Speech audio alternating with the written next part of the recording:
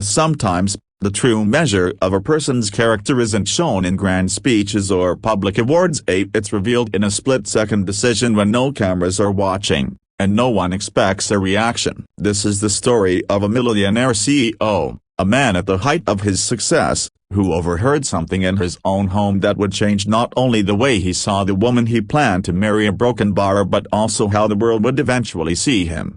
It all began on a warm Saturday afternoon in the heart of San Francisco. Ethan Walker, 42 years old, was the founder and CEO of a tech company that had exploded in value over the last decade. He had everything most people dreamed of: a penthouse overlooking the bay, a growing empire, a private jet, and an engagement to a glamorous socialite named Victoria Hale. To outsiders, his life looked like a perfect magazine cover. But inside that cover, a very different story was about to unfold. Victoria was stunning, confident, and well-connected. She had grown up in a world of wealth and privilege, moving effortlessly between charity galas and yacht parties. Ethan admired her elegance, her charisma, and her ability to command attention in any room. They had been dating for nearly 2 years, and just 3 months earlier, he had proposed during a trip to the Amalfi Coast. They were in the midst of planning their wedding when the incident happened. That Saturday, Ethan had invited a few friends over for an informal brunch. The smell of fresh pastries filled the air, the sound of light jazz floated through the penthouse, and sunlight poured in through the floor-to-ceiling windows. The house staff, including Maria, the live-in nanny for Ethan's young niece whom he often cared for, moved quietly around, making sure everything was perfect.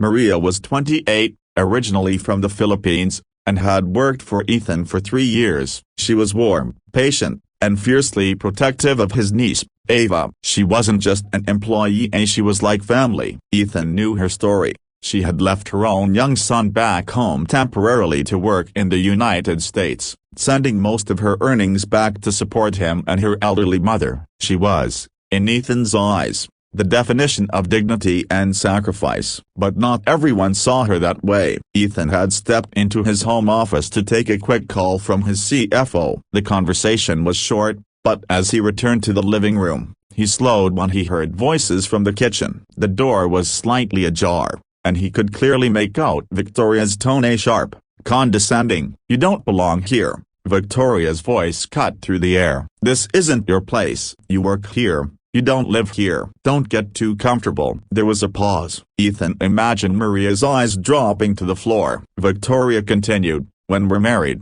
I'll be making some changes. I don't like the idea of staff mingling with guests. It's a broken bar, inappropriate." Ethan's chest tightened. He could feel the heat rising in him. This wasn't a simple comment, it was a statement of how Victoria truly saw Maria, and maybe how she saw everyone who worked for him.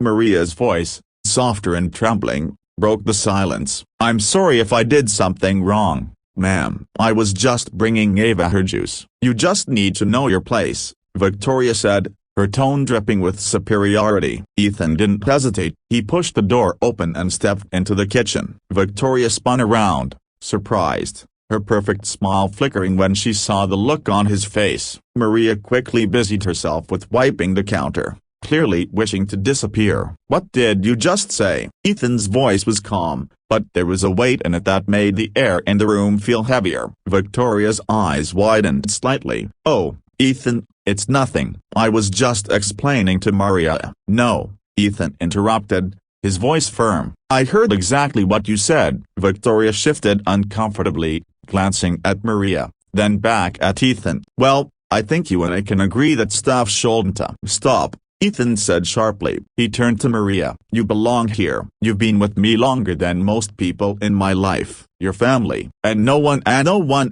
talks to you like that." Maria's eyes filled with tears, but she kept her head down. Victoria laughed lightly, as if trying to brush it off. "Ethan, you're overreacting." "I didn't mean it." "You meant exactly what you said," Ethan replied, his voice like stone. "And now I know exactly who you are.